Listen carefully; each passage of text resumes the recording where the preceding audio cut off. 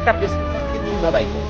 এক হচ্ছে রোগীর কাছ থেকে ফি নাই, 2 হচ্ছে টেস্ট দেয়, টেস্টের কমিশন খায়, 3 হচ্ছে ওষুধ লেখে মানে ড্রাগস লেখে, ওই কোম্পানির কাছ থেকে কমিশন খায়। এক কাজ করে তিন ভাবে ইনকাম করা এই বাংলাদেশের ডাক্তার ছাড়া পৃথিবী কোথাও সম্ভব। পুরো সিস্টেমটা শেষ হয়ে যায়। অথচ দুঃখজনক কথা হচ্ছে আমরা জাতির সবচেয়ে মেধাবী সন্তানগুলোকে ডাক্তার বানাচ্ছি। আপনি বাংলাদেশের যে কলেজ স্কুল থেকে পাশ করে আসছেন না কেন, চোখটা বন্ধ করে চিন্তা করেন আপনার ব্যাচের 1 থেকে 10-এর মধ্যে যারা রোল ছিল তাদের মধ্যে 10 জনের কমপক্ষে 3 জন থেকে 4 জন ডাক্তার।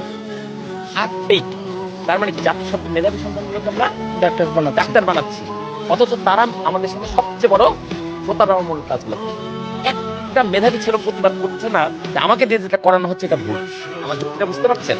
কেউ না কেউ তো বলবে, কারণ একটা বিবেক নাড়া দেবে যে আমাকে দিয়ে যেটা করতে বলে কিন্তু ঠিক না।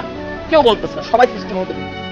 আপনি যে শহরে বেড়ে উঠেছেন আজ থেকে 30 বছর আগে ওই শহরে যে কজন ডাক্তার ছিল এখন ঠিক ওই একই শহরে তার চেয়ে বেশি সংখ্যক হাসপাতাল আছে। লোক সংখ্যা বেড়েছে কয় গুণ? 2 গুণ, 3 গুণ, 4 গুণ, 5 গুণ, 6 গুণ, 10 গুণ। ডাক্তার তো বেড়েছে 50 গুণ। তাহলে তো রেশিও অনুযায়ী রোগ বালাই কমে যাওয়ার কথা, রোগ কেন বেড়ে যাচ্ছে? তার মানে আমরা ভুল পদ্ধতি আগাচ্ছি। এই পদ্ধতি যত আগাবে তত মানুষ ধ্বংসের দিকে এগিয়ে যাবে। আগেকার মানুষ তো ভালো থাকতো, কেননা নেচারকে তারা ইয়া করে নিয়েছে ন্যাচারালি। এখন তো নেচার থেকে আমরা দূরে সরে গেছি। শুনে অবাক হবেন, এই যে স্বাস্থ্য খাতের এই দুর্দশা এর সূত্রপাত কৃষিবিদদের হাতে। ইয়েস আই রিপিট, কৃষিবিদরা আমাদের দেশটাকে ধ্বংস করছে। কৃষি যতদিন কৃষকের হাতে ছিল ততদিন পর্যন্ত ছিল নিরাপদ। যখনই কৃষিবিদের নামে ডিগ্রিধারীরা এখানে নাক গলাল তখন তো ঝামেলা শুরু। এরা গবেষণাগারে নানা রকম জাত আবিষ্কার করে যেগুলো একটা কীটনাশক আর সার ছাড়া উৎপাদন করা যায়। বাংলার মাটিতে, বাংলাদেশের মাটিতে এখন বছরে 16,000 কোটি টাকার কীটনাশক ছিটানো হয়। কত?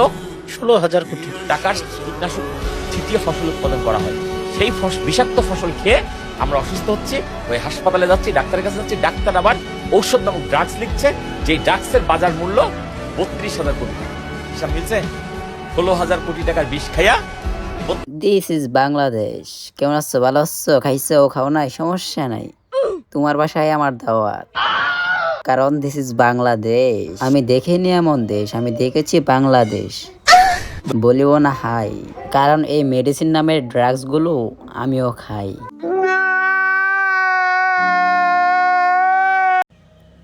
যাই হোক, স্যার অনেক ইম্পর্টেন্ট কথা বলেছে।